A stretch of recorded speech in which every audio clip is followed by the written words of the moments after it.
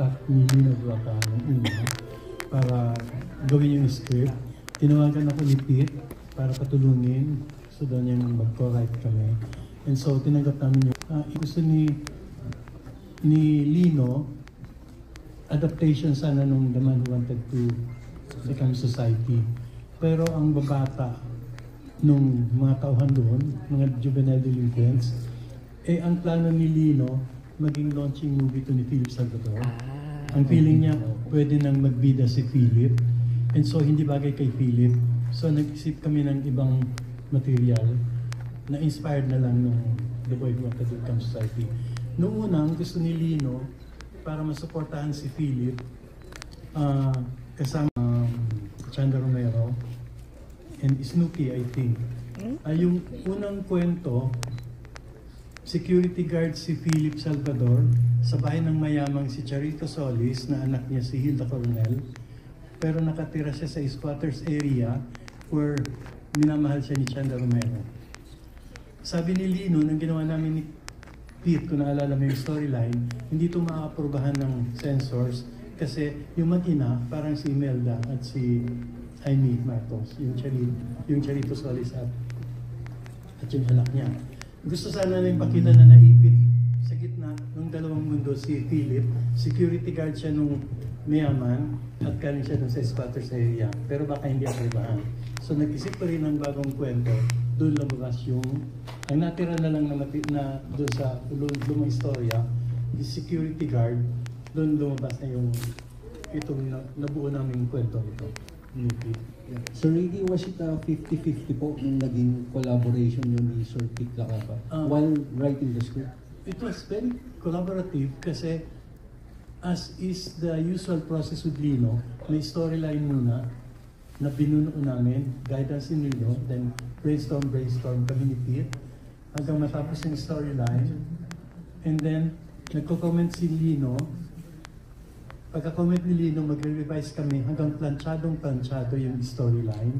After that, we did the sequence treatment again, hanggang planchado, hanggang nag-revise kami based sa comments ni Lino, hanggang natapos yung sequence treatment, saka namin sinulat yung script.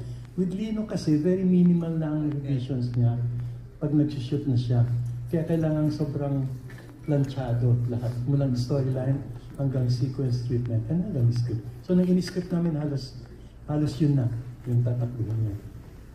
Ang naalala kong bilin lang niya, gawin yung tough sa labas si Philip, pero very vulnerable sa loob. Kasi yun ang gusto niya i-project na image ni Philip Salvador bilang artist at that time. Okay. So halos, Sir Ricky, walang improvisation po, no? Lahat nakalatag. Yeah, sa alam ko yung estilo ni Lino, hindi siya kaya ni Ishmael Bernal na nag-improvise. So, si Lino, may minimal suggestions, a scene here, a scene there, etc. But halos minimal na minimal. Okay, thank you, Sir Ricky.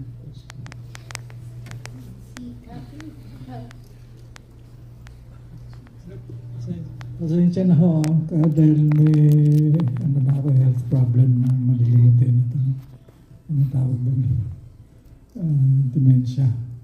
So, kaya nga ako nagpunta rito para makinig ka kay Ricky, para makabalita ulit dahil marami na ako nakakalimutan po. So, pasensya na po sa akin. Pasensya na po. Maraming salamat po sa husay ninyo, sa inyong pagsusulat. At narito kayo sa panonood natin. Pero Sir Ricky, pang ilang beses nyo na kayo napanood itong John Wayne? Second time na lang ba? No, actually, napanood. Kami ni Pete, nag-usap kami kanina. Ngayon lang namin napanood mula nung pinalabas, mula nung unang panahon pa.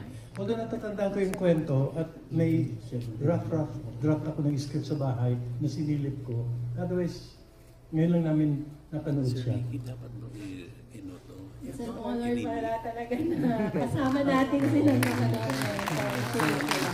May nagpaglang ng trivia.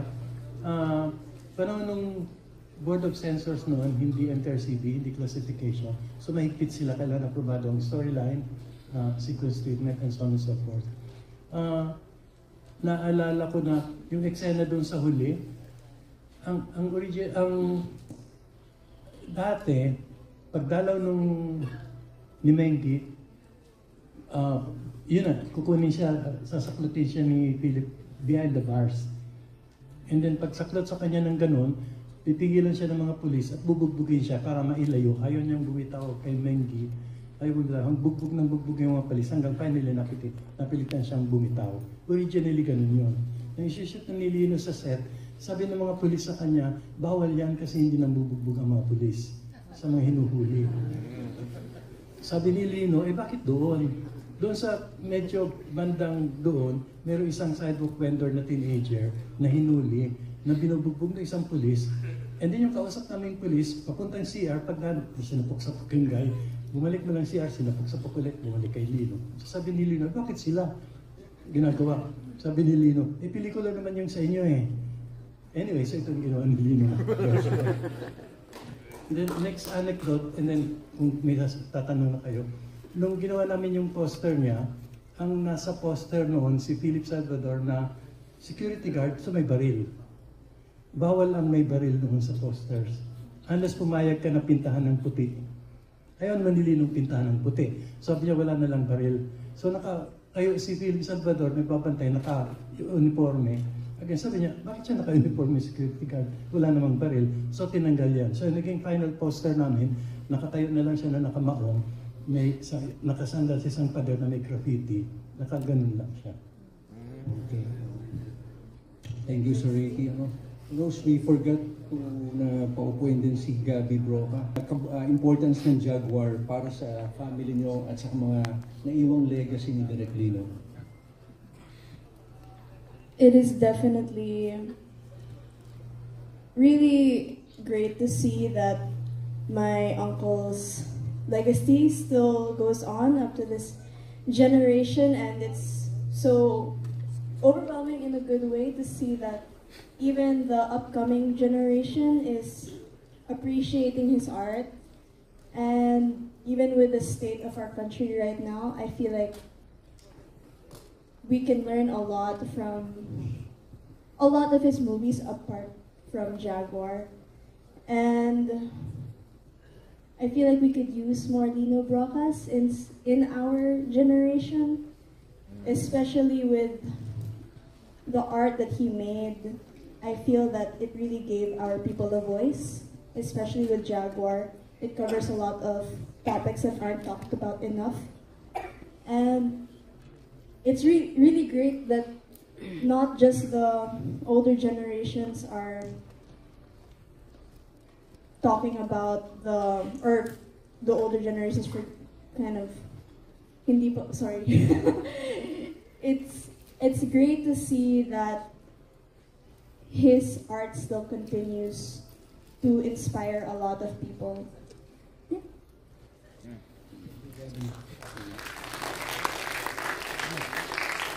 So, punta naman tayo dun sa mga cast. Nakita natin si Direk Joel, di ba, kanina? Direk, na-remind ka na po na yung role kanina. Naalala niyo na yung role na Opo, Direk. yung press doon. Ang lahat ng artistang ginamit doon na background ay member ng PETA. Ang tawag sa amin noon ay PETA Kalinangan Ensemble. Lahat ng background doon, lahat na naandun sa community, lahat na nagpunta sa police, lahat yon PETA Kalinangan Ensemble. At ang training namin kay Lino, pagdating sa pelikula, isa lang sinasabi niya, gawin yung totoo, parang totoo.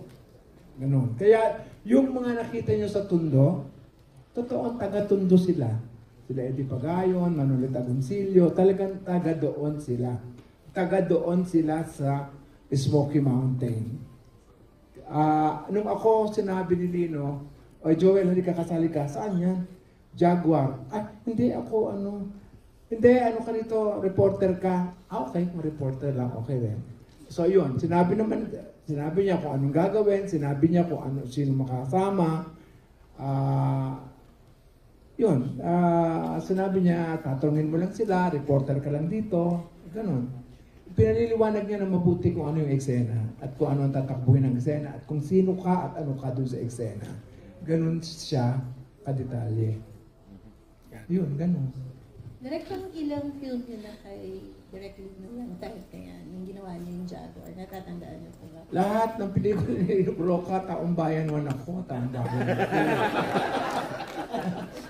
2. Kasali ako sa Bona, ako yung director ni Philip. Sa Isyang, andun ako, Taong Bayan 2, Taong Bayan 1. Kapeta Kalinangan ang ginagamit niya. Kasi si Lino ang aming artistic director noon sa PETA. Miyembro ako ng PETA ng araw. Kung 1979 ito inumpisahan, nagmembro ako ng 1976. So 3 years na akong member kaya ako. Sa Maynila, sa Kuko na Liwanag, andun din ako. Ako ang pumatay kay Bembol sa huli-hulihan. Mga PETA ang ginagamit niya. Ibig sabihin, may training ng theater, alam ang gagawin, at gustong umarte. Ganun. Okay, ma'am. Deborah, ano pong naalala niyo sa... Hindi, wala naman ako sa Jaguar. Sa akin nga Tita Deb, ano ako kasama? Hindi pa ako artista dyan. Hindi ako kasama. Kaya ngayon, ano na ako, proxy ni Tito Philip, dito representative ng Tito Philip. Because Philip Saludo is my uncle.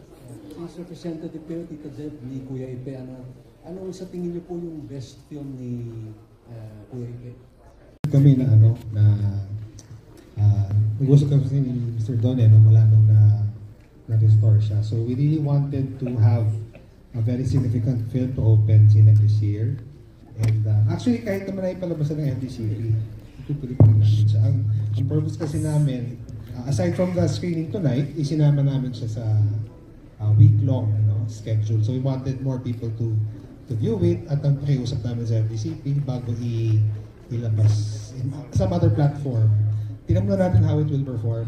Kasi kung okay siya, baka mapaabot na lang sa ibang lugar sa Pilipinas. Like, screenplay nyo, like, do you base your story po sa character, like sa actor na yun? Or do you make the story and then find an actor for that? So, Para kayo yung question. Actually, most of the time, may artista na. Well, like in the case of Jaguar, si Philip, bilib na bilib si Lino noon kay Philip. Kasi nakita niya nung una-expect sa palang si Philip. So, nakita niya na right na eh. Sa ibang mga projects, like yung project ni Pete with Bayan ko and so on, I think si Philip din yun eh. Or panobi si Philip din agad-agad eh. So si Lino may ganun eh. May mga artista siyang, ito ang iano ko.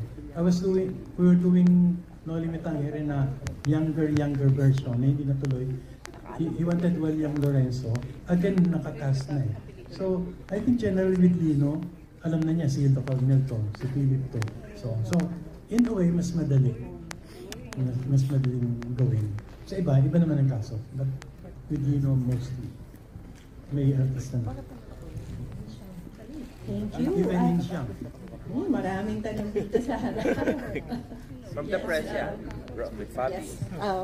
Manila Bullet. Manila Bullet. Okay. Magandang gabi po. My question goes to Sir Ricky Aurnacion. Sir, what would you say the most significant lesson na pwedeng makuha ng ating present generation for watching Jaguar? Isa pa. Isa pa. Ano nga ba? Nung pinapanood ko kanina yung pelikula, hindi ko siya nakikita as luma na pelikula.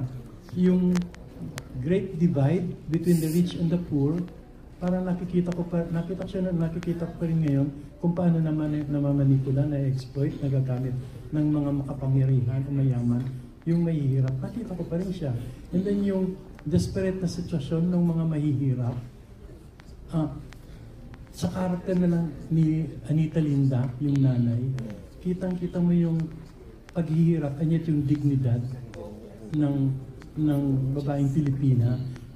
Tanggap niya kung anong dapat niyang tanggapin, pero hindi siya malamya na sumusuko.